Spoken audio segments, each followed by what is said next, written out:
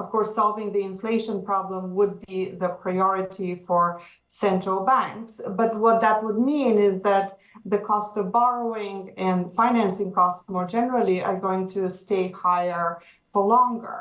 And that would make it more difficult for many economies, including those that, especially in the low-income space, that had been shut off from markets or for whom borrowing has been very, very expensive.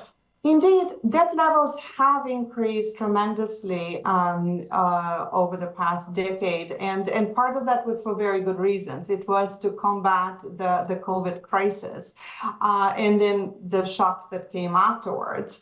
But I think, in our view, now is the time to really retrench and rebuild those buffers that will be needed for future shocks.